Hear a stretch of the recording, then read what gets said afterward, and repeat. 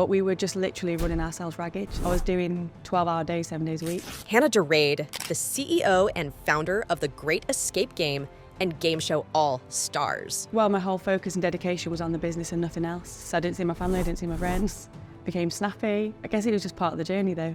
It sounds so ridiculous. We didn't even have like rotas. We were messaging people the day before saying, hey, come to work at this time. And then I got ill at the end of 2017. Literally thought life was over. And I guess it just made me reassess what I was doing. My inner thought was like, I've not finished my business journey. That was my worry. Hi Hannah, and welcome to Real Talk. It's great to have you on the show today. So I'm just going to go in there straight away. So from your point of view, being successful in business, is it down to luck? Is it down to hard work and dedication? What is it for you? I think honestly, discipline. I think that's what, in some capacities, you've got to be in the right place at the right time, I guess, if you want to focus on luck. But I think it comes down to routine, discipline and consistency. Fantastic. And so how long have you been in business? Almost 10 years. So nine and a half years. Wow. Enjoying it? Yeah, I love it. Has it been everything that you thought it would be? I guess, to be honest, I didn't really have any expectations because I was so young when I set it up. I don't think I ever realised the path ahead. Okay. But probably a good thing in hindsight. Do you mind me asking how old you were when you... 23. You should never, people always say you should never ask. It's fine. Wow. So a lot of people we come across that they say there's a certain point within their life that they have. A lot of people call it a entrepreneurial, if I can get my words out, entrepreneurial seizure. Like the time, or there was a specific thing what happened that it just clicked and was like, right, I'm going to do this. I'm going to start my own business. I'm going to go on my own. Would you say that there was a point where that happened with yourself?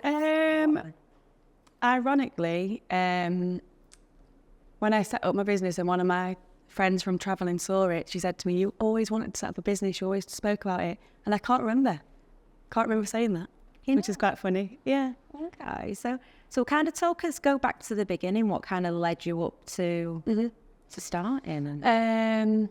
So I have an art degree. Because quite frankly, I just didn't know what to do in my life.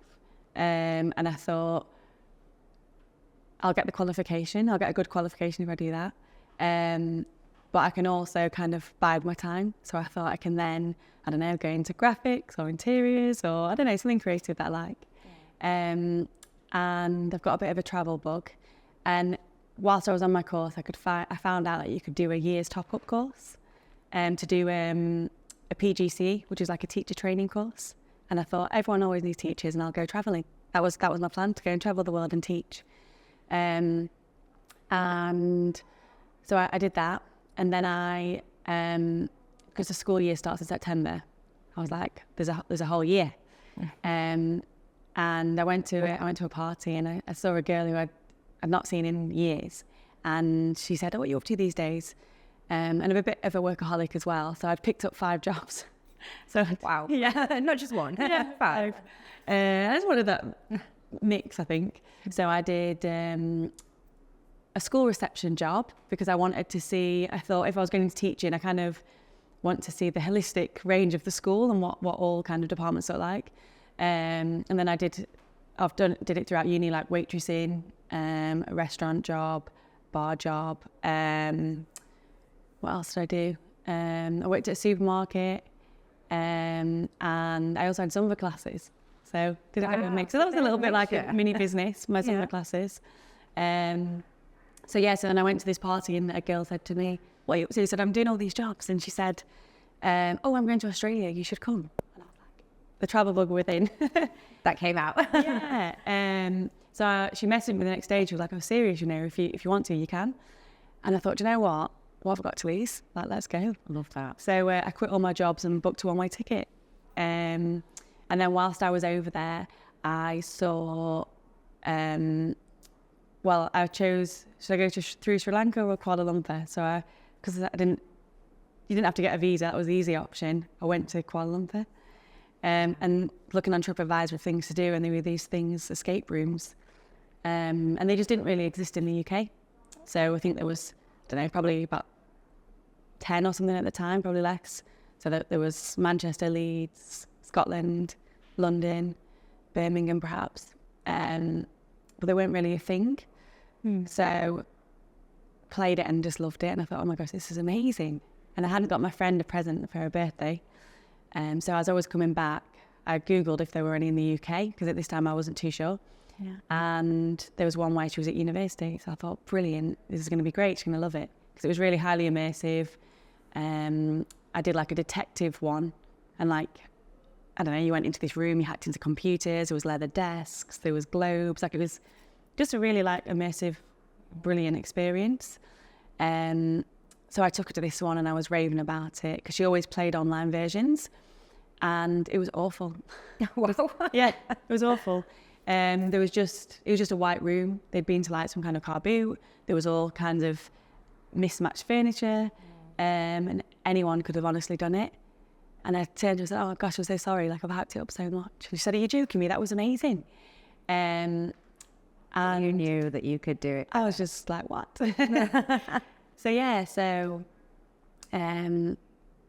I guess I looked on their TripAdvisor, they were number 1, they were getting raving reviews. I looked at the booking system, they were full. Every person was paying, I think, £20, and I was like, what? This is a gold mine. Like, yeah. I want to do it better. Like, it's not even good. Mm-hmm. So I started my course, but at the same time, the nugget was in my head. So it started and it grew. Yeah. And really, in hindsight, it came from an experience that you had, having a great experience, and wanted to duplicate that, seeing a gap in the market. Yeah. When you came home and thinking, right, I'm going to do this, and I'm going to do it. That's amazing. Yeah. So that was how many years ago again? Sorry, 2015. 2015. Wow. Yeah. So you got this idea. 2014. And then we opened it the start January 2015. Wow. Yeah. So it kind of took, so tell me a little bit about that actually initial starting up and kind of getting things rolling from the first rooms. Yeah. So because I'd always worked and had a bit of savings, and I think in the loveliest way possible, everyone thought I was mad. And they said, what are you doing? How are you going to waste all your savings that you've ever earned on this? Like, don't be stupid. But I don't know, I've got like this inner belief and I'm like, I'm doing it. I love that. It's something, so obviously we had a Zoom call before the podcast today, and I'm not going to lie to you, I came off that call and I was in awe of you. Like, you're one of the most positive, outgoing, lovely people, and positivity just really shines through. So you've been in that situation that, I find that there's quite a lot. A lot of people say when they first have this idea and they're right, they're going to do it on their own. A lot of people around them say, what are you doing? What are you doing? Yeah. No, just go and get a job. And so how did you stay positive in that? What kind of gave you that fire to think, no, I'm going to do this? Because I recognise it's coming from a place of love. Like they want you to do well. They don't want to see you fail. Like it's they're protecting you, but it's kind in the nicest way possible. And I guess it's also societal norms that people go and get a job. But yeah, I just I wasn't putting all my money on at once. I put like a few thousand or something like that, just to kind of test it and trial and see what it was like. And if it doesn't work, it doesn't work. But it's better to live knowing that I've tried it rather than in regret, was my thought. I suppose what's worst case scenario is that it doesn't work and I go and get another job. Yeah. Or 5. Yeah. Or 5. Or 5. Exactly. So obviously you got things off the ground, you put a bit of money into it. When did you really kind of think this is actually working? When did you see straight away? Wow. It boomed. It really did go crazy. So one of the things that I did when you asked about the last question, and you were saying how did you navigate it? One thing that we really quickly did was surrounded ourselves with a network of people. So I rang up the university. I mean, I don't think I'd ever actually even had an interview myself. I'd never had a full-time job. So we went into this real so naive, this space. And I rang up the university because there'd been a lady that had previously really helped me get onto my PGCE course, and just amazing help. So I thought, I wonder if they've got any support. So I rang up and I said, hey, I'm thinking about starting this business. What do you have any kind of support or anything that can help us, or just some advice? So they had this thing called the Enterprise Centre, and I'd been at the university for 3 years and I'd just never heard of it, never come into my attention. So I rang them up and they had like a whole range of advisors. So they had, I mean, I think the dynamics have changed at this now, but they had a lot of business people who were general advisors, accountants, what else? Legals, digital, like just a whole range, PR people, like a mini kind of business. So that was a nice little launch pad. I love that because I think when a lot of people first go into business, they don't actually, there's probably is a little bit of naivety, get my words out again. But there's a lot of different hats to wear. It's not just a case of, right, I've got this idea, let's go with it, and I'm great at doing that. But there's also a lot of other things to think about within building a business that you don't necessarily know. But knowing that there's the support out there to help people with that they might not have the skill set in, it's really good to know. And there's a lot in Sheffield out there. There's a lot of support for startups and people who've got ideas. And in every city, like they've got the councils are literally geared up. They have departments that have helped businesses. We love that. That. So tell us a little bit more about kind of the journey from setting the business up to getting the support and the help and advice to where you are today. Kind of, has it been a straightforward journey? No. Okay. And I think anybody who's got a business who doesn't say that is lying to you, in all honesty, or they're not doing that much. They're not really pushing themselves to the potential, I don't imagine. Because it's literally like that. There's no straightforward up trajectory. It doesn't work like that. You're going to come across challenges. I mean, who could have even thought that we were going to have a global pandemic? Like, no one's planned for that. Yeah, exactly. And that affected everyone, in each individual, whether you've got a business or not. Where would you say, what was the first, I suppose, major challenge within your journey that you came across?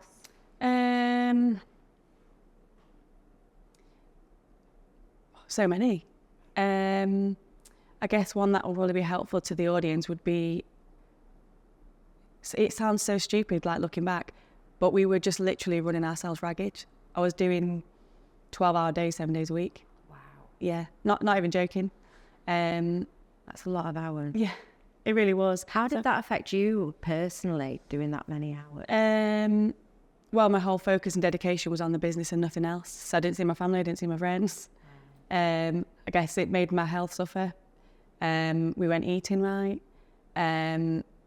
Became snappy. Like, I guess it was just part of the journey though.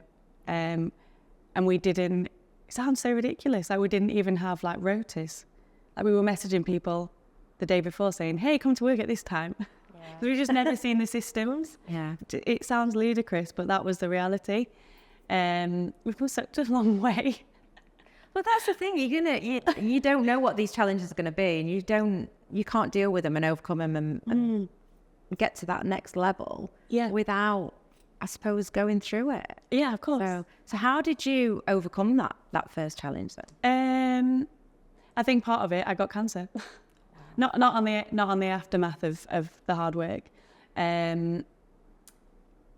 So it was about 3 years in.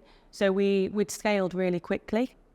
So year after year we got another site because we knew the big markets were coming over, and the people who had money, who had experience, who I guess had really capable teams, they were coming over and they were essentially going to crush us. We were this young kids, what it felt like, and they were likely going to take the market.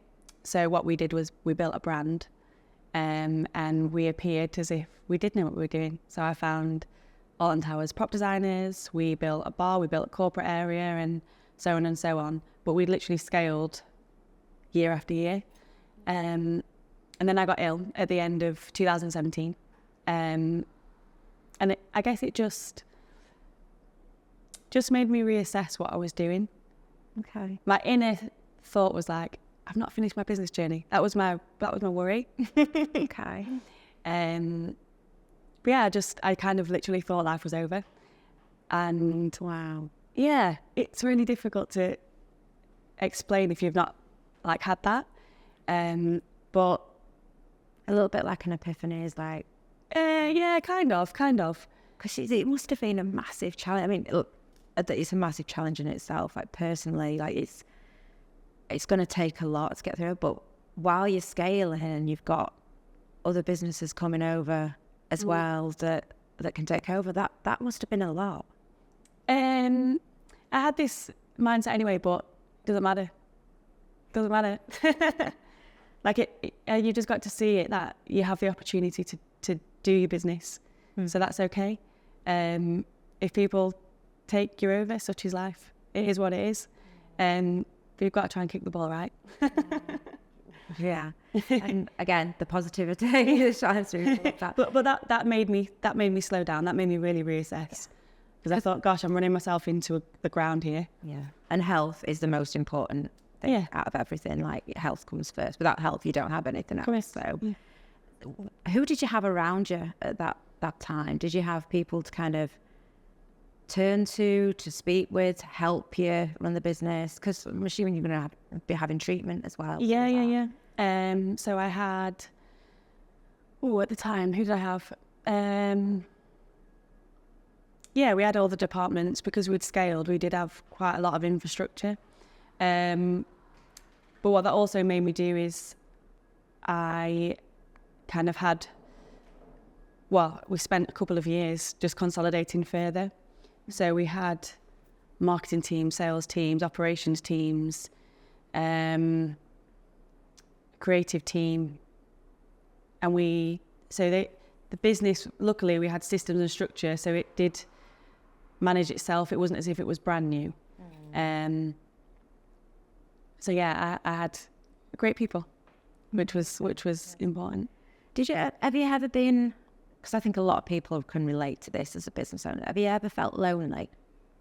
I understand why people would say that. Me as a person, I've got quite a big community anyway. So I've got friends, family, which I make a consistent effort with them. And myself. So I don't really know. I'm perhaps alone at sometimes, but I don't think I'm lonely. That's amazing. Yeah. Amazing. What would you say to get you where you are today? What would you say the 3 main personal traits has helped you succeed? Positivity. Because every problem has a solution. And I feel like when you can take on the world like that, or at least attempt to, then I don't know, there's only good things, and it rubs off on people. So the whole people around you start to navigate in the same way, and it's really great. You're an effect of your environment, and I think the same goes vice versa. If you've got a lot of negative people around, suddenly you've got a rain cloud over your head. Yeah. Surround yourself with positive people. Yeah. And also pull people up if they're not positive. Yeah, definitely. Yeah. And I mean, we're all human at the end of the day. We're not going to be that positive on a constant basis 100% of the time. But if you have that understanding and knowledge of, if you're in a situation you're thinking, I'm being a bit negative here, then you can change it. Yeah. And when we spoke previously before the podcast as well, it was something else what really shines through is the culture and your team, the way that you spoke about your team and the people around you. Yeah. It really shone through, and I think a lot of people do. As an owner, I think a lot of people can relate to trying to what culture means, should we say, because culture's a word for some people, and I think it's really important to, I don't know, for a culture to mean something and to people to be involved in that culture. Tell me a little bit more about your team, how you've built that environment and that culture that you have today. it's taken a really long time to get there. One of the mistakes that I made, well, that I feel that I made, in the past, I became almost too far removed from the teams, as a way to try and empower the managers or certain individuals in the company. And in hindsight, I don't think that was necessarily a good move. So one of the things that I do now is that I sit in every single interview. And I think it's ridiculous not. Like, you're allowing these people into your business that you've worked all these years on. It makes sense. That's one of the most important jobs there is. Because they are the face and everything about your business. Yeah, definitely. You just mentioned there that you obviously took the bit of a back step to try and empower the leadership team and the managers. What kind of what challenge did that implement or cause? Kind of doing that. You said it was maybe not the best decision that you made. Was there a specific thing that it kind of hindered, or just became a bit lawless? Yeah, I mean, about all.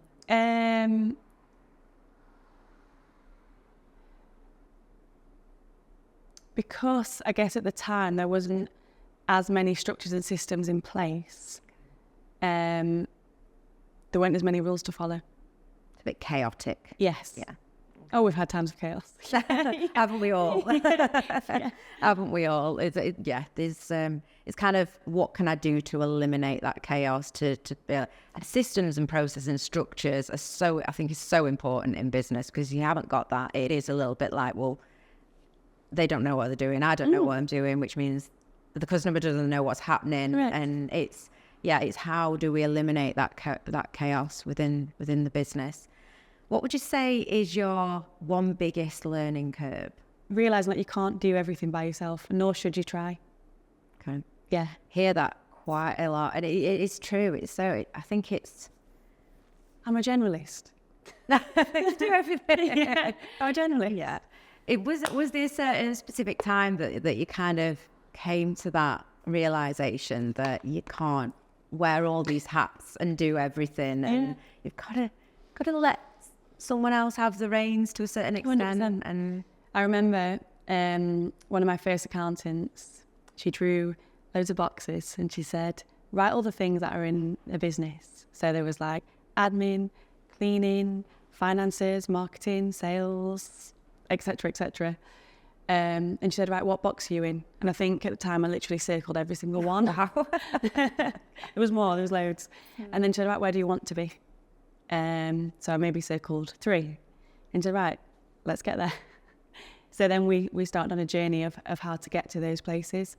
And I think it's important to realise that it's a real luxury to have people, and people are better than you, particularly when they specialise in a certain area. Yeah. So when you can surround yourself with those people, creme de la creme. Yeah, it's taken on finding those people who do a better job than you do at the end of the day. 100%. And then, it's... I bet that's quite scary when you... So how did you deal with that from a time point of view? If you was doing all those and circling all those different areas that you were doing yourself, I'm assuming that kind of did the 12-hour days? And Yeah.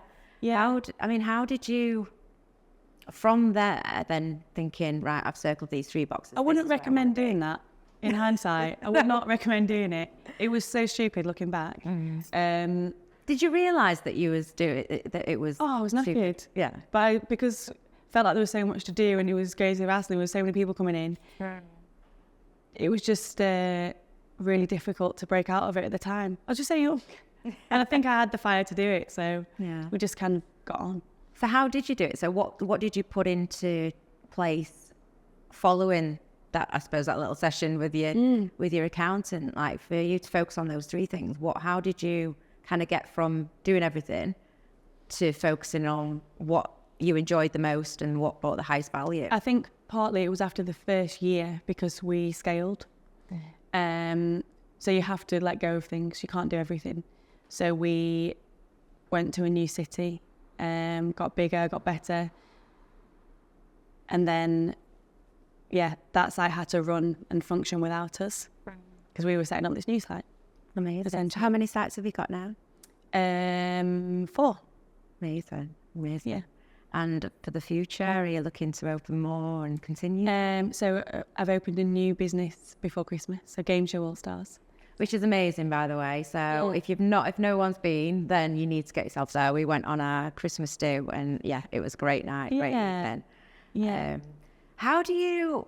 Would you say to yourself? Would you think of yourself as being successful? Yeah, but probably not how you'd instantly think. So my success is, I'm really at peace and I have lots of moments of happiness.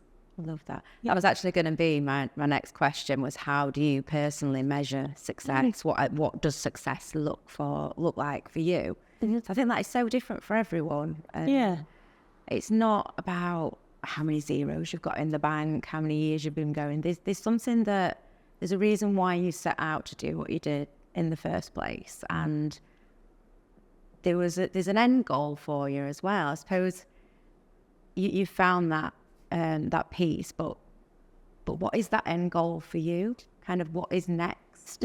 Is what do you want to be known for? I don't really want to be known for anything. That's one of my questions in my thing. What legacies do you want to leave? I don't. Okay. We'll all be dead, so nobody will know who I am. So yeah, it doesn't bother me. But for you, that success is that inner peace and happiness, and the people around me healthy, happy. Yeah. I love that. I think money is a byproduct. Yeah, definitely. So kind of is from there to now, obviously, what have we got to look forward to next? Like, what is that next level for you now? What are we working on? What do you want to be doing in life? And is there a next level? Have you found that happiness and that this is where you want to be and you're good? Or do you want to I don't feel like I've reached my potential. Okay. I love a good procrastination. I'm actually reading a book about it actually at the moment. What book is it? I'll have to give you at the end. I can't think what it's called. I think it's something like The Art of Procrastination or something like that. Okay. But yeah, I feel like I've got a lot more potential in me.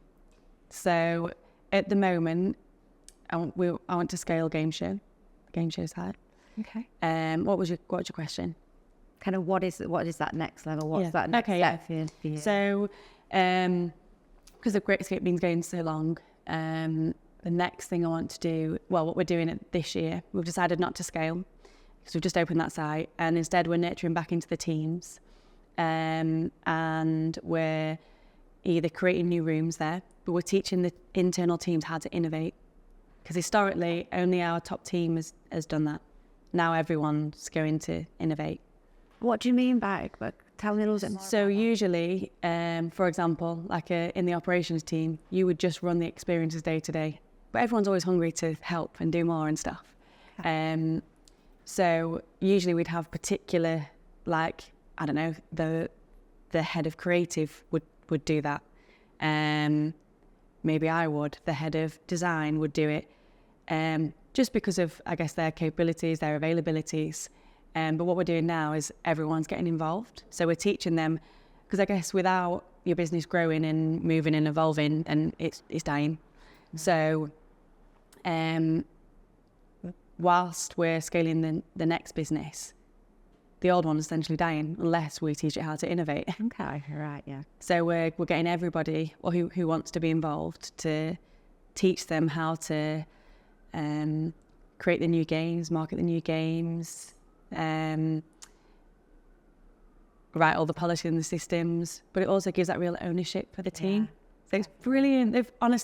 They're amazing what they've created so far. Yeah, it's really good. I love that. It's kind of getting everyone on board. Yeah. And you're all working towards the same goal, which is a massive challenge for a lot of our listeners as well. Yeah. Is that it's getting everyone on the same page and what's in it for them as an individual, because that's going to look completely different from one person to another, but know that you're a part of something and you're in it together. That's right. I think that helps build that culture up in that environment, and people waking up on a morning thinking, I can't wait to go to work today. Yeah, I love that. 100%. So we're going to go on to our quick fire questions at the end. Just so I don't forget, I'm hoping that we've not covered them. And I think there might be one of them that we've covered, so I might have to take one out. So what would be the number one piece of advice you would give to your younger self? So 23-year-old Hannah, what would be that piece of advice? Listen to your body, listen to yourself. And if you feel like you are in a bit of overwhelm, because I know that I'm saying I'm calm and at peace and all that kind of stuff, absolutely there's been times of overwhelm. If that happens, try not to push through it. Just accept it for what it is and take a break. Okay. Yeah, love that. Is that something that's helped you? Yeah. For so long? Go and have a chat with somebody, go and talk to somebody and find a solution. One thing that I do is, it's quite a good method actually. So if I'm worrying about anything, I'll write them down and then I'll number the worries. So, and once you do it, it's often a lot of the things are not necessarily going to happen. They might. So 3 is really unlikely to happen. 2 is could happen, and 1 is definitely going to happen. So then when you do that method, you literally probably ended up with 1 or 2 things. So then you look at, right, how will I tackle those 1 or 2? I think that will help and support a lot of people. That is a really good. It's really good. Yeah, it's really good. I love that. Thank you. So name, if you, one hero, who's your hero? Like, could be a family member, it could be anyone at all. Who would you say is your hero? Have you got, in what capacity? Well, that depends what capacity a hero is to yourself. Like, who would you class as your hero? My dad is, in a sense. I love that. Because he's got a really unshakable mindset, and he'll put his mind to anything and complete it. Do you think that's where you get it? Yeah, probably. Yeah, probably. I love that. I love that. I think it's so important. I know there's supposed to be quick fire questions and kind of going into it. But I think having that person growing up as well, it's really important to kind of help it build you who you are today, doesn't it? I think it's a lot harder if you've not necessarily had that to then change that mindset at a later date when you are older. So I love that. I love that. What is your biggest fear and why?